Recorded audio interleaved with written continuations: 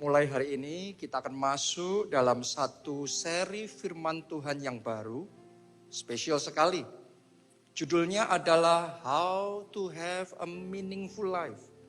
Bagaimana hidup yang berarti. Jadi doa saya melalui firman Tuhan ini, kita semua akan punya hidup yang berarti di dalam Tuhan. Nah, sepanjang bulan ini itu yang akan kita bahas, tapi bagian yang pertama dari seri firman Tuhan ini, judulnya adalah Vision for Eternal Success. Visi untuk sukses kekal. Artinya kita akan bicara tentang yang namanya kekekalan. Bukan hanya tentang apa yang ada di dunia, tapi lebih penting dari itu adalah kekekalan. Nanti setelah kita meninggalkan dunia seperti apa?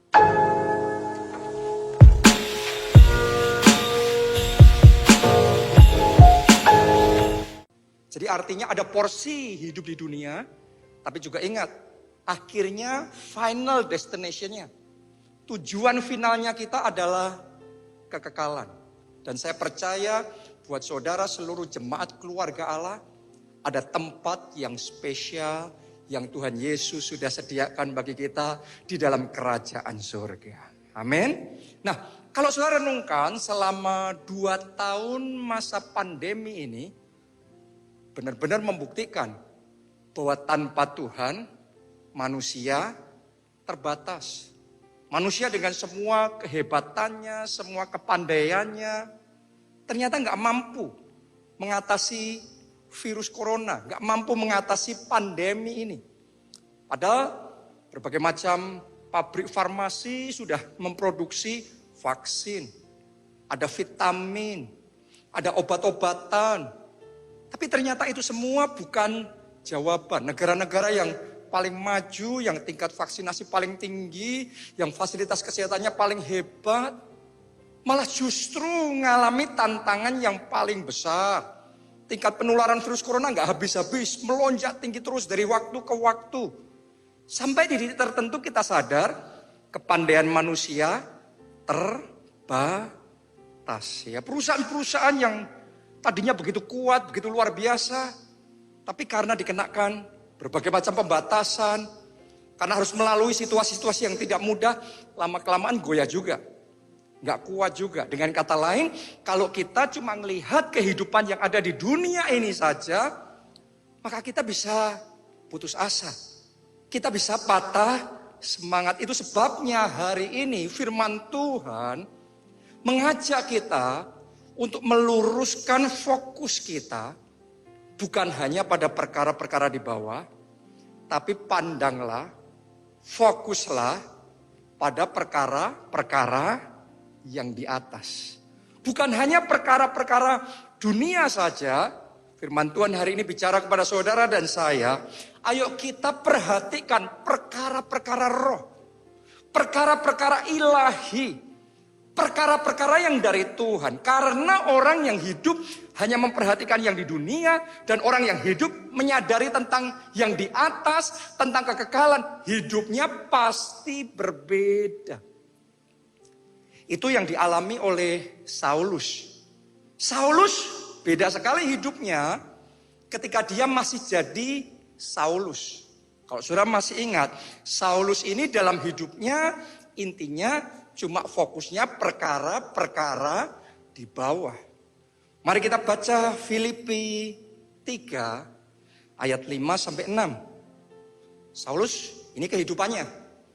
Disunat pada hari ke-8 dari bangsa Israel, dari suku Benyamin, orang Ibrani asli, tentang pendirian terhadap hukum Taurat.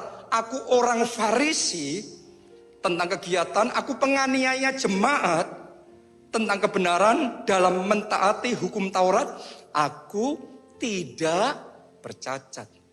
Nah, Anda harus mengerti di sini Saulus menceritakan tentang latar belakangnya. Saulus membanggakan tentang prestasinya pada waktu itu. Anda harus sadar ketika dia ngomong dia orang Farisi. Orang Farisi pada zaman itu adalah sebuah status yang luar biasa. Karena Mereka sangat terpandang dan kepintarannya di atas rata-rata. Jadi buat Saulus, parameter suksesnya semuanya adalah tentang yang di dunia. Ya, sukses buat Saulus artinya adalah jadi orang pintar, jadi orang terhormat, jadi orang yang disegani, jadi orang yang punya power, jadi orang yang banyak duitnya, jadi orang yang punya kuasa dan bisa menginjak orang lain. Pada waktu itu, ketika namanya masih Saulus, tanpa sadar, walaupun kayaknya di mata manusia dia hebat, dia luar biasa, dia dikagumi, dia dihormati. Tapi sesungguhnya pada waktu itu dia buta rohani. Mata rohaninya masih merem, masih nggak melihat, belum mampu melihat perkara-perkara yang di atas, belum mampu melihat perkara-perkara di dalam roh. Sampai suatu ketika oleh anugerah, oleh kasih karunia Tuhan, Saulus ini dalam perjalanannya mau menganiaya orang Kristen, orang percaya. Dia mengalami encounter, perjumpaan pribadi dengan Tuhan Yesus. Tuhan Yesus menampakkan dirinya dan berkata kepada Saulus, "Saulus, Saulus, mengapa engkau menganiaya aku?" Satu perjumpaan itu impact-nya dahsyat sekali. Satu perjumpaan dengan Tuhan Yesus itu mengubah hidupnya selamanya. Benar, untuk sesaat mata jasmani Saulus sempat dibutakan. Dia nggak melihat. Tadinya dia cuma melihat yang jasmani, melihat dunia. Dan dia ngerasa paling ngerti, padahal dia nggak sadar dia buta rohani. Karena itu diizinkan oleh Tuhan untuk sesaat mata jasmaninya dibutakan. Tapi dari situ ternyata Roh Kudus bekerja menjamah mata rohaninya dicelikkan.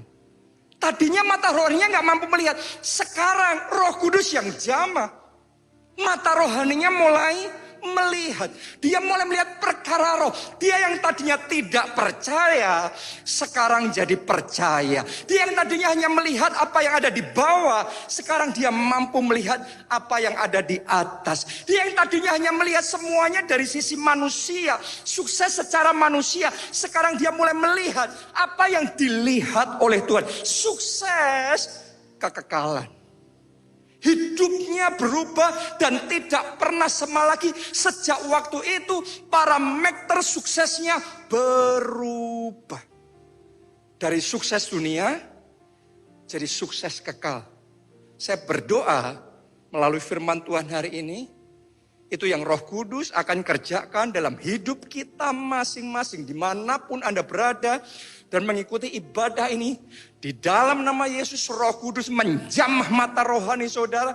Sehingga mata roh saudara terbuka. Dan Anda bisa melihat rencana Tuhan. Anda bisa melihat firman Tuhan. Anda bisa melihat apa yang Tuhan lihat. Anda bisa melihat perkara-perkara roh, perkara-perkara di atas. Dan hidup saudara, hidup untuk menggenapi rencana Tuhan. Dalam hidup saya sendiri, berulang kali Tuhan mendidik saya, Tuhan mengajari saya, sehingga mata roh saya semakin lama semakin terbuka. Semakin lama semakin melihat bahwa ternyata perkenanan Tuhan, menyenangkan hati Tuhan lebih penting dari semua yang ada di dunia. Karena yang ada di dunia ini sementara, come and go. Semua yang ada di dunia bisa datang dan pergi. Kita bisa dapat dan bisa hilang. Kalau ada yang satu yang pasti, kalau ada satu yang harusnya kita kejar, adalah perkenanan Tuhan. Saya berdoa mulai hari ini hidup saudara, hidup untuk menyenangkan hati Tuhan. Karena saudara dapat hati Tuhan, Anda dapat segalanya. Carilah terlebih dahulu kerajaan Allah dan kebenarannya, maka semuanya ditambahkan kepadamu. Artinya kerajaan Allah itu lebih penting. Artinya sukses kekekalan itu lebih penting. Artinya perkenanan Tuhan, menyenangkan hati Tuhan itu lebih penting. Dan dari waktu ke waktu Tuhan akan mendidik dan menguji hati kita. Pernah suatu saat, saudaraku, saya itu punya keinginan untuk ganti mobil, untuk punya mobil. Dan saya bersyukur punya mama, punya orang tua yang sangat mengasihi saya, sangat sayang sama saya. Waktu saya ngomong seperti itu, mama saya ngomong oke. Kemudian dia ngajak saya pergi ke showroom mobil untuk melihat mobil apa yang cocok. Dan ketika melihat, ada satu mobil yang waktu itu sangat spesial sekali, sangat keren sekali, sangat bagus sekali. Dan mama saya setuju membelikan mobil itu. Itu mobil Honda Accord. Nah, Anda kan yang ngerti mobil, Anda ngerti itu mobil yang sangat bagus sekali. Dan saya sangat suka. Saya sangat kepingin sekali. Mama saya ngomong begini, kamu mau? Kalau kamu mau kita beli ini. Ya, tapi saya ngomong sama mama saya, tunggu Ma, aku mau berdoa dulu. Singkat cerita, kita pulang, saya bawa dalam doa, saya tanya sama Tuhan, gimana Tuhan kalau aku beli mobil ini? Tapi yang anehnya di dalam hati saya ngerasain kayak bukannya Tuhan ngelarang, tapi kayaknya Tuhan gak ngasih lampu hijau.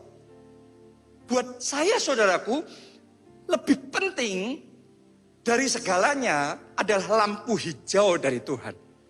Ya kadang-kadang kita ada dalam situasi seperti itu. Dan saya bingung waktu itu. Tuhan ya gak ngelarang, tapi Tuhan gak ngasih lampu hijau. Saya ambil komitmen, kalau saya gak dapat lampu hijau, saya gak mau melangkah. Kalau saya gak dapat lampu hijau, saya gak mau ambil mobil itu. Walaupun mama saya sudah bersedia untuk membelikan mobil itu, tapi waktu saya doa lagi, kok saya nggak ngerasakan apa-apa dari Tuhan, kok saya nggak ngerasakan restu dari Tuhan. Akhirnya saya datang sama orang tua saya, sama mama saya, dan saya ngomong, Ma, kayaknya nggak usah dulu deh. Karena saya ngerasa waktu doa kok Tuhan nggak ngasih lampu hijau. Ya sudah, karena saya ngomong gitu, ya sudah, mama saya sudah selesai. Ya.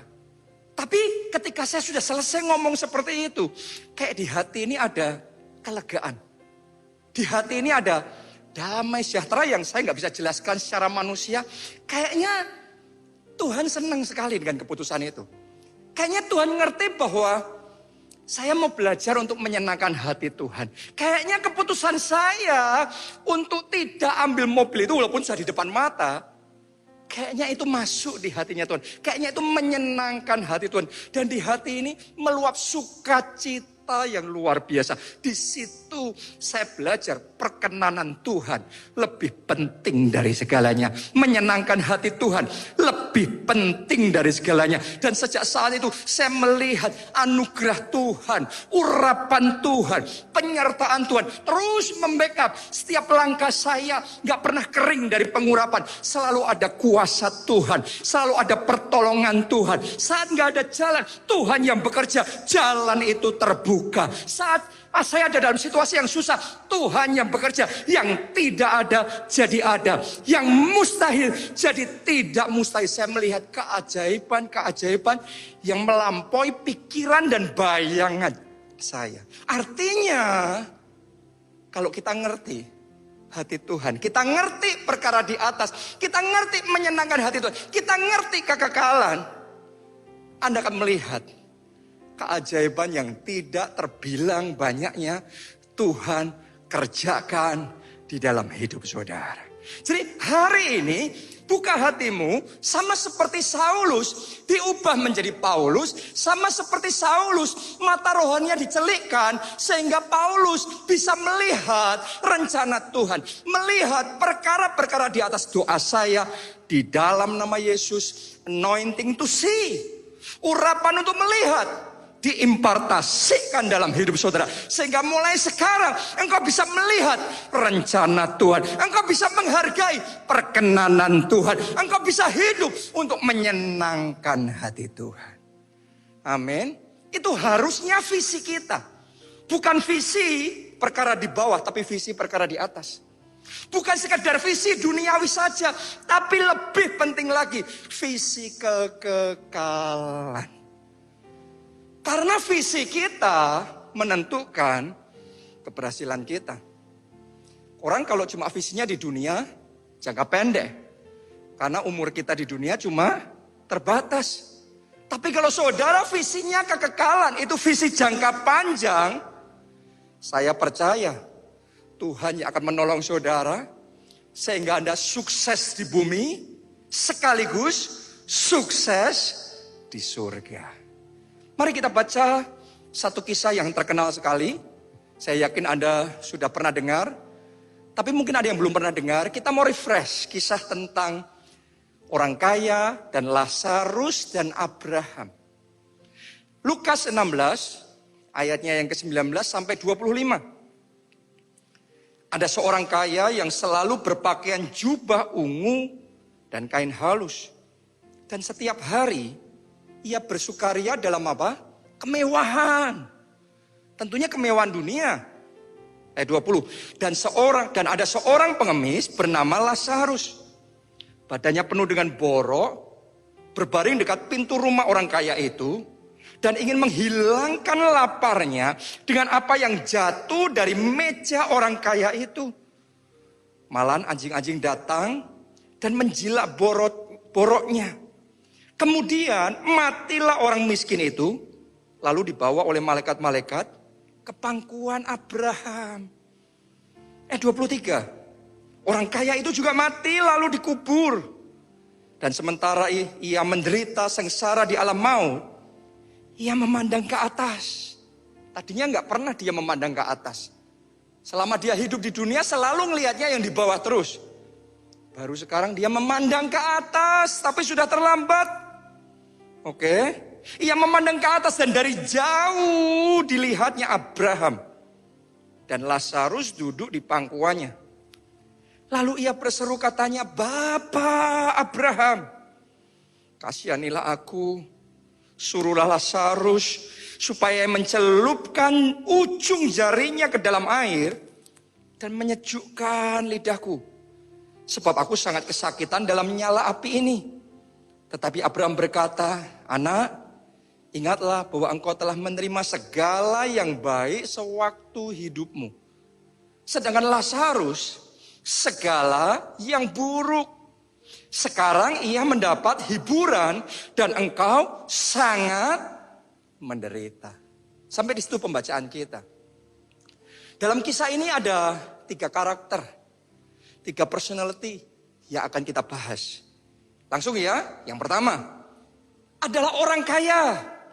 Tahukah saudara, orang kaya ini, menurut pembacaan kita tadi, dia benar-benar sukses. Waktu hidupnya di dunia, dia sukses besar, dia orang yang hebat, orang yang disegani, orang yang dihormati masyarakat, orang yang dieluk-elukkan, orang yang luar biasa dikagumi. Tapi herannya di dalam kisah ini, satu-satunya orang tanpa nama adalah orang kaya ini. Sedangkan pengemis yang miskin itu pun masih dikenal namanya. Siapa tadi? Lazarus. Tapi orang kaya ini siapa namanya? Nggak tahu.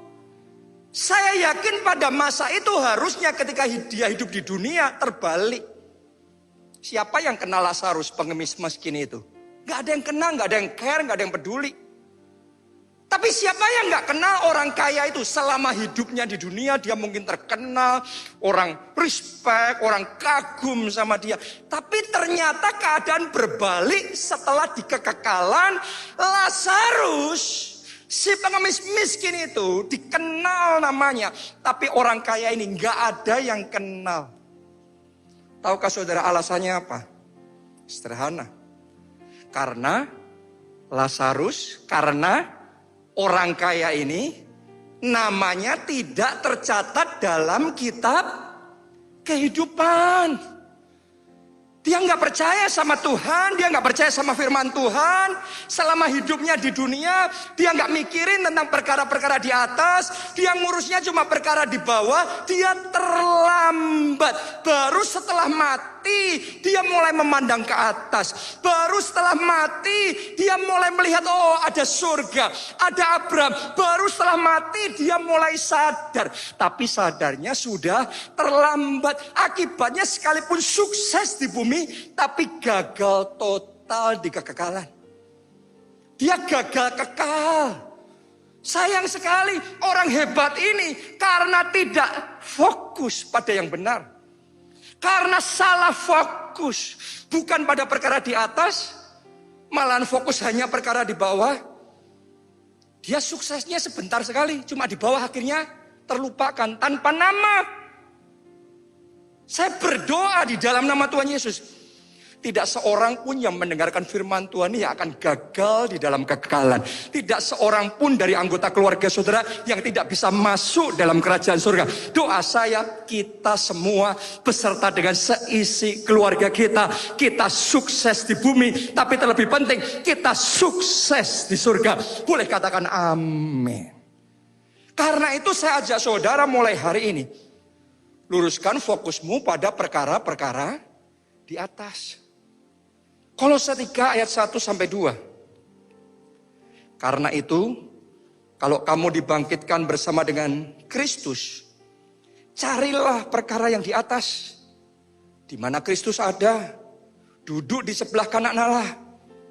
Pikirkanlah perkara yang di atas. Firman Tuhan yang memerintahkan. Pikirkanlah perkara yang di atas, bukan yang di bumi. Kalau saudara hanya memikirkan yang di bumi, mungkin Anda dapat semua yang Anda inginkan di bumi. Tapi kalau nggak dapat yang di atas, semuanya sia-sia. Jadi mulai hari ini saja saudara, mari luruskan fokusmu pada perkara di atas.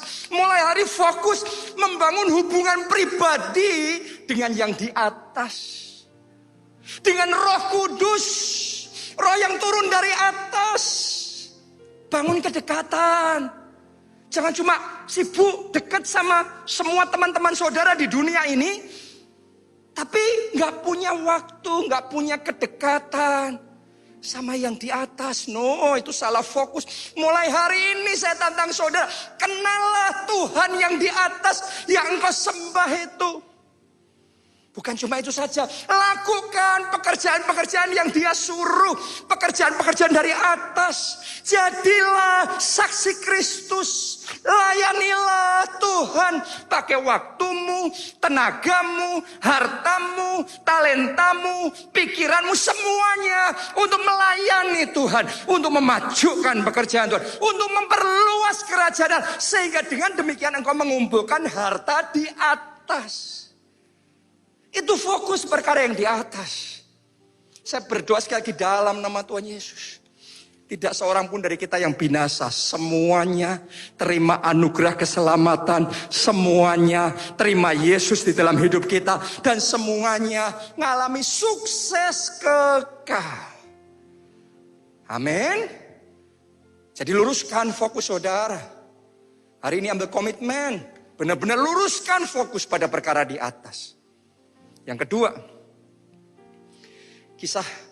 dalam kisah ini, pribadi yang kedua yang saya mau bahas adalah Lazarus, pengemis yang miskin. Dia ini gagal di bumi. Selama hidupnya di dunia beda banget sama orang kaya tadi. Lazarus ini gagal total. Tapi lolos masuk surga. Saya nggak ngomong Lazarus sukses di surga, no. Tapi lolos, bisa masuk surga. Kenapa kok saya ngomong seperti itu? Karena memang seharusnya setiap orang yang percaya sama Yesus, menerima Yesus sebagai Tuhan dan Juru Selamat, maka dosa-dosanya diampuni dan dia masuk surga. Itu jaminan keselamatan yang diberikan Yesus kepada kita yang percaya. Dan Lazarus percaya. Karena itu dia selamat. Dia masuk surga. Cuma yang jadi masalah, Lazarus hanya lolos masuk surga. Dia tidak sukses di surga. Dia tidak termasuk yang memerintah bersama dengan Yesus di dalam kerajaan surga. Kenapa? Karena dia hanya Imannya iman yang basic saja. Yaitu iman percaya di dalam Yesus ada keselamatan. Dia hanya percaya pada satu sisi kebenaran, dia tidak percaya kepada kebenaran-kebenaran yang lain. Dia tidak sungguh-sungguh mendalami firman Tuhan. Dia tidak komit jadi pelaku firman Tuhan. Karena itu dia hanya dapat yang basicnya. Dia hanya dapat yang minimnya, yaitu lolos masuk surga. Saya berdoa tidak seorang pun jemaat keluarga Allah yang cuma lolos masuk surga. Doa saya Anda semuanya, Anda masuk surga suatu hari nanti. Dan bukan cuma itu saja, tapi saudara juga dibawa oleh Yesus untuk turut memerintah bersama dengan Yesus. Jadi penguasa dan pembesar-pembesar di dalam kerajaan surga. Amin. Haleluya. Itu yang kedua. Sekarang yang terakhir, yang ketiga. Pribadi yang ketiga, yang terakhir adalah Abraham. Yang ini luar biasa sekali. Karena Abraham ini komplit. Dia sukses di bumi. Tidak diragukan lagi. Selama dia hidup di dunia, benar-benar Tuhan pakai Abraham untuk melakukan perkara-perkara besar. Untuk mengerjakan rencananya di bumi. Untuk jadi berkat bagi banyak orang. Untuk mengalami terobosan-terobosan dan kemenangan-kemenangan yang besar. Sukses di bumi. Tapi lebih penting daripada itu, Abraham juga sukses di surga. Jadi di surga pun dia jadi penguasa. Di surga pun dia jadi pembesar. Bahkan Lazarus yang masuk surga, yang mewakili Allah untuk menyambut, untuk menerima adalah Abraham. Coba Anda renungkan itu. Betapa besarnya Abraham ini. Kenapa kok Abraham bisa sukses di bumi, sukses di surga? Apa kuncinya? Apa rahasianya? Sederhana, dengarkan baik-baik. Karena Abraham ngerti rahasia untuk percaya dan taat pada firman Tuhan. Trust and obey. That is the secret. Itu kuncinya, itu rahasianya. Trust and obey. Percaya dan taat. Apa buktinya? Masih ingat gak saudara? Suatu ketika Tuhan suruh Abraham untuk pergi meninggalkan negeri asalnya. Ke tempat yang Tuhan akan tunjukkan. Gak ngerti di mana tempatnya. Suruh ninggal semuanya. Pergi ke tempat yang gak jelas. Tapi karena Abraham tahu Tuhan yang bicara. Tuhan yang suruh. Abraham percaya. Dan Abraham taat kepada Tuhan. Itu imannya Abraham. Itu bagaimana dia menjalani hidupnya. Ketika Tuhan ngomong sama Abraham. Abraham, aku berjanji. Aku akan memberkati engkau. Dan engkau akan menjadi berkat.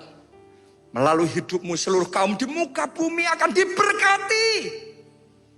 Padahal Abraham punya satu anak pun tidak. Secara manusia itu mustahil. Tapi karena Tuhan yang ngomong, Abraham percaya. Bahkan suatu kali setelah Tuhan melakukan mujizat yang luar biasa, ngasih keturunan sama Abraham, yaitu Ishak, anak perjanjian itu. Kemudian suatu hari aneh sekali Tuhan bicara sama Abraham, sekarang persembahkan anakmu itu. Anda bayangkan disuruh mempersembahkan anaknya sendiri. Hebatnya, sekalipun dia sayang sekali sama anak itu, tapi Abraham percaya. Abraham taat. Kalau Tuhan yang suruh aku mau. Kalau Tuhan yang perintahkan aku taat. Abraham trust and obey. Semua yang Tuhan ngomong. Setiap rema, setiap petunjuk Tuhan. Abraham trust and obey. Karena itu hidupnya di dunia berhasil. Tapi lebih penting lagi. Di surga dalam kekekalan dia berhasil. Doa saya seperti itu juga hidup saudara. Seperti itu juga hidup saudara. Komitmen untuk trust and obey pada firman Tuhan. Saya ajak ya, buka hati ya. Terhadap hal yang simpel-simpel dulu. Anda mau nggak belajar percaya dan taat? Apa yang harus saya percayai dan taati? Sederhana, firman Tuhan ngomong sama saudara, para suami, kasihilah istrimu. Istri, tunduklah pada suamimu. Ketika Anda terima firman Tuhan itu, apa yang kau katakan sama Tuhan? Apakah engkau ngomong, Tuhan, walaupun gak mudah, walaupun penuh tantangan, tapi karena engkau yang berbicara, karena itu firman Tuhan, aku percaya, aku taat. Itu yang sukses di bumi dan sukses di surga. Jangan sampai kita meresponi firman Tuhan, tapi suami saya modalnya kayak gini, istri saya modalnya kayak gitu. No. Terhadap firman yang datang dari atas itu, kita percaya, kita taat. Apalagi firman Tuhan yang sederhana aja, saudaraku, kehidupan sehari-hari. Alkitab ngomong, ampunilah yang bersalah kepada kamu. Yesus perintahkan, berdoalah bagi mereka yang membenci kamu. Kasihilah musuh-musuhmu. Simpel ya firman Tuhan. Tapi firman Tuhan yang simpel, ketika diperkatakan atas hidupmu, apa responmu terhadap musuhmu itu, terhadap orang-orang yang membenci engkau itu? Engkau balas kejahatan dengan apa? Saya berdoa, walaupun ini penuh dengan tantangan, tapi saya berdoa, kita semua sukses di bumi dan di surga, jadi pejabat-pejabat tinggi kerajaan surga. Karena itu walaupun susah, walaupun penuh tantangan, Anda ambil keputusan percaya. Keputusan itu taat pada firman Tuhan. Kalau firman Tuhan bicara, bawalah seluruh persembahan persepuluhan ke dalam rumah perbendaharaan. Dan ujilah aku, apakah aku tidak membukakan tingkap-tingkap langit dan mencurahkan berkat sampai berkelimpahan kepadamu. Pertanyaannya, respon saudara gimana terhadap firman Tuhan itu? Secara manusia, kalau kita hitung-hitungan dengan matematika manusia yang di bawah ini, 100% dikurangi 10% sama dengan 90% rugi. Tapi buat orang-orang yang memandangnya di atas, kita bisa ngomong, walaupun secara manusia rugi, tapi yang aku lihat bukan yang di bawah. Yang aku lihat yang di atas. Karena firman Tuhan yang memerintahkan. Karena Tuhan yang suruh, aku percaya. Aku taat. Dan buat saudara yang percaya, buat saudara yang taat, lihatlah di dalam nama Yesus, tingkap-tingkap langit dibukakan. Dan berkat dicurahkan sampai berkelimpahan. Terima itu dalam nama Yesus. Amin. Apalagi firman Tuhan, pergilah, jadikanlah semua bangsa muridku, kata Yesus. Anda dapat firman, dapat amanat agung seperti itu, responmu apa? Oh ya, oke. Tapi nggak pernah pergi, nggak pernah memberitakan Injil, nggak pernah bersaksi, nggak pernah selamatkan jiwa. Ngurusinya cuma yang di bawah. Gimana mau sukses di surga?